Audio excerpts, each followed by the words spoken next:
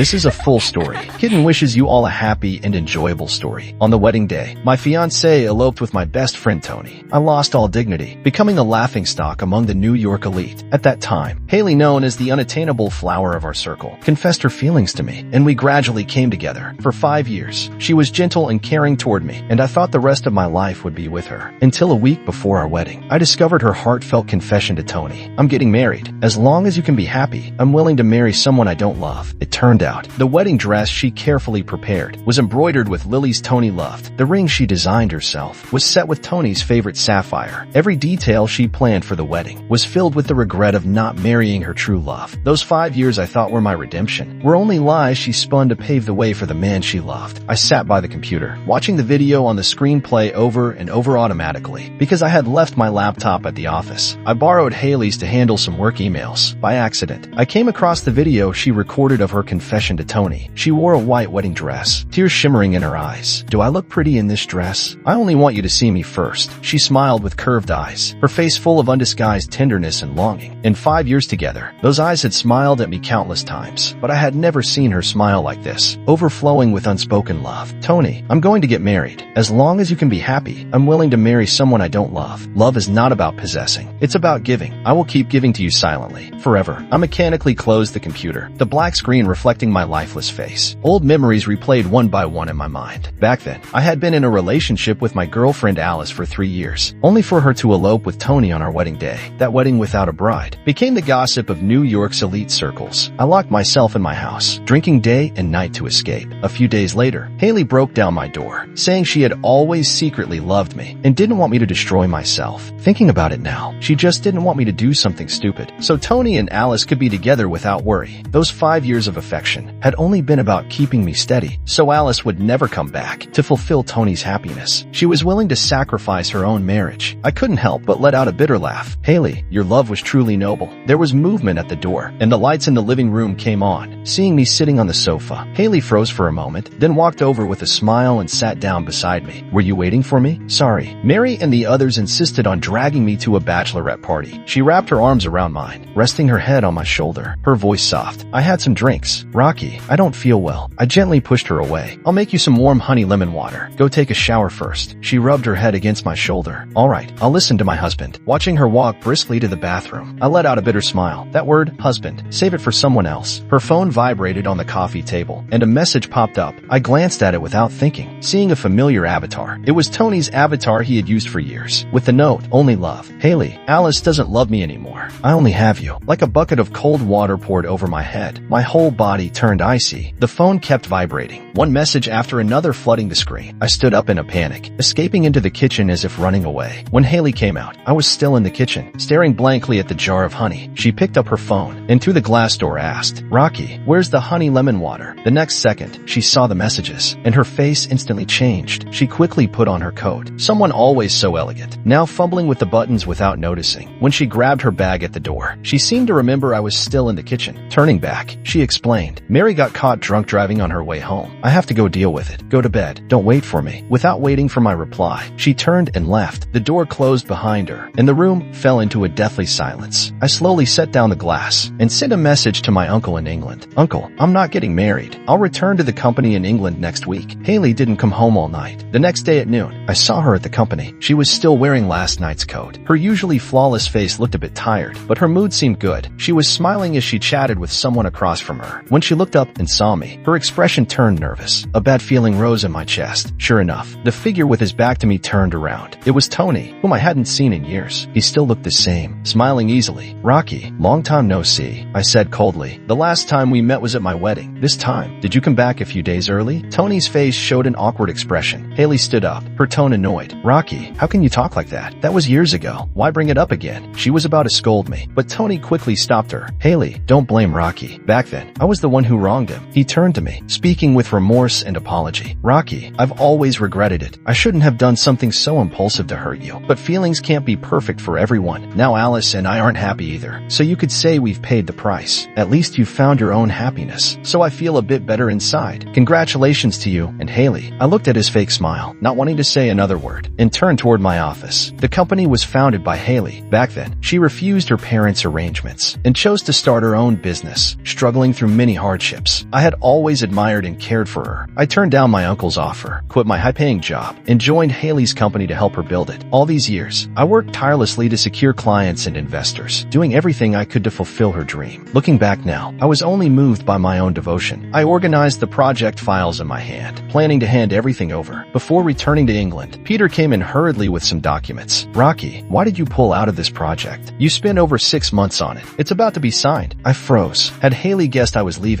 Peter handed me the files. Puzzled, who is this Tony anyway? He suddenly showed up as the new project manager. "And what about you?" I forced a smile. "Maybe the company has other plans. Let's wait and see." After Peter left, Tony walked in. He slowly sat across from me, his tone relaxed and smug. "Rocky, I didn't ask for this. It was Hailey's idea. She said I was more suited to this position." Then he got up and leaned close, speaking in a low voice. "Guess what? Besides project manager, do you think she meant the groom spot too?" Looking at his malicious smile, blood rushed to my head, and I punched him in the face. Tony fell to the floor, his arm knocking the monitor onto the ground. With a loud crash as the screen shattered, Hailey rushed over, and when she saw Tony lying among the shards, she immediately ran to me and slapped me hard. "Why did you hit Tony? You know his health isn't good. How could you be so rough?" Seeing her frantic, furious face, pain twisted in my chest. She was known as an unapproachable goddess, always calm and composed, almost never losing control. I had never seen her so agitated and enraged. It turned out, only Tony could stir such feelings in her. I threw the files at her feet. She glanced at them, a trace of guilt flickering in her eyes, her voice lowering. "No matter what, you shouldn't have hit him. I'll explain this later. I'm taking Tony to the hospital first, and I'll come back to talk to you." During the lunch break, Hailey came back. She seemed to have calmed down and returned to her usual gentle composure. "Rocky, let's go out to eat. I have something I want to talk to you about." I nodded lightly. It had been 5 years. Even if it was ending, we should talk things through, and part peacefully. In the restaurant, she studied the menu carefully, ordering all the dishes I liked. After the waiter left, she moved to sit beside me. Her soft hand touched my face. She looked distressed. "Does it hurt?" "I'm sorry. I was too impulsive." Before I could push her away, she quickly kissed my cheek and whispered, "Kiss, kiss, husband. Don't be angry anymore, okay?" Her voice was soft as she explained about the project, saying there hadn't been time to discuss it with me. "Alice and Tony are getting divorced. He quit his job. His condition is terrible. The doctor says he is depressed. I just wanted to help him a little, to distract him. Once he recovers, he'll leave the company. We're about to get married. Are you still hung up on Alice?" She purposely made a serious face, pretending to be jealous. "What do you mean? You still have feelings for her?" Hailey had beautiful eyes, clear as autumn water. Now, those eyes looked at me with a gentle smile, but in my mind, I saw the smile she had shown Tony in the video. It was different. She really was a remarkable actress. After a moment of silence, I spoke quietly. "Hailey, I'm going to England in a few days." Before I could finish the sentence, her phone on the table rang. On the screen, the words "Only Love" appeared in big letters. Hailey quickly picked it up, her gaze evasive. "It's the hospital. I'll take this call." She walked outside to answer, and soon came back in a hurry. "Rocky, Tony isn't well. He has no family here. I have to go over." Without waiting for my reply, she turned to leave. I called out to stop her. Hailey turned back, her tone impatient. "Didn't I explain everything to you? Why are you still?" I interrupted her, pointing at the table. "You forgot your car keys." Hailey froze, her face showing confusion. She picked up the keys, her voice hesitant. "You're not angry?" I nodded faintly. "No, I'm not angry." She hesitated, then still turned and left. My stomach hurt too much to eat, so I went back to the company, handed in my resignation to HR, and packed up my things. Back at home, I finished packing my suitcase, and my uncle called. After I told him everything, he laughed heartily. "A good man never worries about having no wife. When you come to England, I'll introduce you to someone new every day." I knew he was joking, but my mood did feel lighter. Around dinner time, my phone rang again. On the other end, Hailey's voice was shaking with suppressed anger. "Rocky, what the hell are you doing? Why are you suddenly quitting? This project is crucial to the company. Even if you want to be willful, can't you think about the timing? Hurry back here and meet the client." My tone was calm. "I've resigned. Tony is the project manager now." There was silence. The air itself seemed to freeze. After a moment, the call ended. I found a big cardboard box and continued sorting things. In 5 years, we had given each other many gifts. Every gift I gave Hailey was carefully chosen, carrying my unique feelings. But the gift she gave me, I had spent 2 hours going through all of Tony's old posts this afternoon. The watch, the cufflinks, the mountain bike, the travel albums. Every single thing was something he had once posted about. about. Hailey hadn't missed a single one. She had given me everything Tony liked, finding a secret satisfaction in it. And I, like a fool, treasured her false affection. Now, the trash bin was where these things belonged. I threw everything into the bin downstairs, and my stomach pain suddenly intensified. A silver Mercedes sped over, braking hard in front of me. Hailey stepped out, walked quickly over, and slammed her bag against me. It hit my aching stomach. My face went pale. I bent over from the pain. "Rocky, what exactly are you doing? This project affects the company's performance for the whole second half of the year. Do you want everyone's efforts to go to waste? Why are you so petty?" "No wonder Alice chose Tony." I gasped in pain, but laughed coldly. "Then why didn't you choose Tony? Was it because you don't like him?" Hailey froze, her expression changing again and again. Finally, she looked flustered. "What nonsense are you talking about? Forget it. Reflect on yourself at home. I'm going to meet the clients." I watched her car disappear around the corner, and tears filled my eyes as I laughed. For 5 years, I had drunk myself into a severe stomach illness just to get clients for her. Normally, she cared so much about my stomach. She would panic if I felt even slightly unwell. But now, with Tony back, even as I stood in front of her, bent over in pain and covered in sweat, she didn't notice at all. Indeed, love and indifference were so obvious. I took my medicine and fell into a hazy sleep. I didn't know how much time had passed when I woke up drenched in sweat from the pain. The room was pitch dark, and when I checked my phone, it was almost midnight. Hailey still hadn't come home. I forced myself to endure the pain and drove to the hospital. Just as I got onto the overpass, a message arrived. It was a video from Tony. In it, Hailey was asleep, her face flushed, and there were faint red marks on her bare shoulder. My mind went blank, my stomach pain growing even worse. Suddenly, there was a loud explosion ahead, and I instinctively slammed on the brakes. The car behind couldn't stop in time and crashed into me violently. On the other side, Hailey's body shuddered, and she woke up in a panic. She sat up nervously, relieved to see her clothes still on properly. Tony stood up from the sofa, handing her a glass of water. "You're awake. Are you still feeling sick?" Hailey held her forehead. "Did I get drunk? The clients were too difficult. You drank a lot to cover for me. You were in bad shape, so I got a room upstairs for you to rest." "Thank you. I'm fine now." Hailey glanced at her phone, stood up quickly. "How is it this late already? I need to get home." Her phone rang suddenly. A strange male voice came through. "Is this MS?" "Hailey, Mr. Rocky's car was in a multi-vehicle accident on the overpass. Several cars exploded, and his car was among them." Hailey felt her heart drop, her pupils losing focus. Ignoring Tony's protests, she rushed toward the accident site. The overpass was already sealed off with police tape. Police cars and ambulances coming and going. Flames were still rising into the sky, the fire not yet controlled. Hailey felt like her world was collapsing. She broke through the police line, trying to run onto the bridge, but the officers held her back firmly. "Miss, please don't interfere with the rescue. It's very dangerous. There could be more explosions." Rescue workers carried stretchers down from the bridge. Hailey hurriedly called Rocky's name, checking each one, but none of them were him. As she waited anxiously, the fire was finally extinguished, and all the injured were rescued, but Rocky never appeared. A rescuer spoke apologetically. "MS, Hailey, Mr. Rocky's car went over the guardrail into the sea below. We're very sorry. Even if he survived the crash, falling into the sea means almost no chance of survival. The search and rescue must be suspended for now." In an instant, the world spun, and Hailey's vision went black as she fainted. The scene was sealed off by the police to wait for further investigation, and the staff persuaded Hailey to go home and wait for news. Hailey returned to the apartment, her soul completely lost. The dark home was silent. She turned on the lights and looked around. In her ears, suddenly, Rocky's cheerful voice sounded. "Hailey, are you feeling unwell? Let me make you some warm honey lemon water." She ran like a mad woman to the kitchen, then to the study, then to the bedroom. It was clearly an illusion. There was no one there. The empty room held only 2 packed suitcases, standing beside the wardrobe. Why were there suitcases? In just a few days, they were supposed to get married. Neither Rocky nor she had any plans for a trip. She stared blankly at the suitcases, and finally noticed the note and a USB drive on the nightstand. On the paper, it was Rocky's handwriting. "It ends here. I wish you happiness." Hailey's hand began to tremble violently. What did this mean? She picked up the USB and staggered to the study. The few seconds it took to start the computer felt as long as a lifetime. Inside the USB was only a single video. She clicked to play. On the screen, her own figure appeared. It was the video she had recorded for Tony while wearing her wedding dress. Like a lightning strike, splitting her mind open, Hailey's thoughts went blank. Rocky knew. When had he found out? In the video, she was still confessing sincerely to Tony. "Tony, I'm going to get married. As long as you can be happy, I'm willing to marry someone I don't love. Love is not about possessing. It's about giving. I will keep giving to you silently, forever." Hailey's whole body shook. She could not bear to watch another second. She could not imagine what Rocky must have felt when he saw this. Her part quickly ended, and Rocky appeared on the screen. His eyes were red, his voice bitter. "Hailey, this year marks our 5th year together. Originally, I thought we would be together forever. Maybe heaven could not bear to see me fooled any longer. I accidentally came across the video where you confessed to Tony. I'm sorry for seeing you in your wedding dress ahead of time, though it's fine. I suppose I wasn't the first one to see it. I hope I didn't ruin your plans. The ring you designed yourself, the dress, every detail of the wedding, none of it was for me, so the groom shouldn't be me either. Back then, when Alice eloped with Tony, betrayed by both lover and friend, I nearly collapsed. You were the one who helped me out of the darkness. Even if you did it just to help Tony, I still have to thank you. Thank you for 5 long years of performance. You don't have to sacrifice your marriage anymore. No matter what, I will no longer interfere in Tony's life. Whether Tony chooses Alice or you, it has nothing to do with me. I wish you happiness. There's no need to say goodbye. No need to see each other again. Each word exploded like thunder in Hailey's mind. She could not believe what she was hearing. Her pupils widened, her brain buzzing. So Rocky had already prepared to leave. He didn't want her anymore. Hailey turned off the computer and stumbled to the living room. In a daze, like a lifeless puppet, she paced around aimlessly. She didn't know how much time passed until she noticed the pill bottles and a glass on the coffee table. Hailey picked up the bottle, finding it was all stomach medicine. Only then did she remember how pale Rocky's face had been that afternoon, sweat dripping from his forehead. Had his stomach been hurting then? Why did he go out so late at night? Was he heading to the hospital? If she hadn't gone out drinking, if she had stayed home with him, maybe he wouldn't have driven himself. Maybe he could have avoided the accident. She had clearly noticed he wasn't feeling well. Rocky's stomach had always been fragile. She knew those symptoms better than anyone, but when he suddenly exposed her hidden feelings for Tony, she panicked and instinctively chose to run away. Did she really love Tony so much? The memories of those years kept replaying in her mind. Back then, Tony had poured out his pain to her, telling her Alice had fled their wedding in a moment of impulse and later regretted it, wanting to beg Rocky for forgiveness. In that moment, she panicked and confessed to Rocky herself to cut off Alice's path back. At that time, she truly wanted to help Tony. She had indeed lied to Rocky, but later, without realizing it, she had already let go of Tony. When she tried on her wedding dress before the ceremony, she suddenly realized she hadn't thought about Tony for a long time. She even felt a little regret, as if her purest feelings had vanished. She didn't know what possessed her, but she recorded that confession video. She spoke words full of passion, immersed herself in the role of a woman who loved deeply. How many of those tears were genuine, and how many were lies she told herself? Those were not her real thoughts at all. How could she not love Rocky? But Rocky never knew any of this. He left with only disappointment and resentment for being deceived and mocked. He left behind a shattered her without even giving her a chance to make amends. Unable to bear thinking any further, Hailey covered her face and wept in anguish. Half a month later, on the other side of the world, I was having breakfast in a sunlit living room that night after the accident. Fortunately, I got out of the car in time. The cars behind me crashed one after another. My car was pushed over the guardrail and fell into the sea. Before the crash, the video Tony sent me had made me completely lose heart. In that moment, I no longer wanted to face Hailey. I only wanted to leave her world forever. Before the rescue arrived, I quietly walked away and contacted my uncle. He sent a private plane to take me to England. Rocky, my uncle, came down the stairs in his robe. When he passed by me, he patted my shoulder. Today you're not working. I'm taking you to a blind date. I almost spit out my coffee. Come on, uncle. Even in England, you're setting me up. Didn't you say you'd introduce me to a different person every day? He pointed at me. You really think too highly of your uncle. If I had the ability to line them up every day, I'd save that for myself. He poured himself a cup of coffee, and then his expression turned serious. I'm not joking. It's not a blind date. I'm taking you to see a doctor. Your stomach problems mainly need proper care. I have an old friend whose family are natural therapy practitioners. I'll bring you there. Flying all the way to England to see a natural therapy doctor felt ridiculous to me, but my uncle introduced it solemnly. They have a natural therapy clinic that's been here for many years. If we weren't old friends, you'd never get an appointment, even half a month in advance. Some elderly folks swear by this magical Western medicine. One dose cures everything. He made the doctor sound like a living immortal. I instinctively pictured a white-bearded old man, full of fairy energy, but to my surprise, it was a cool and elegant young woman. Her long black hair was simply tied back. Above the mask was a pair of calm, almond-shaped eyes, with a deep gaze. When she lifted her eyes to look at me, a ripple stirred in her pupils, as if ice and snow were melting within.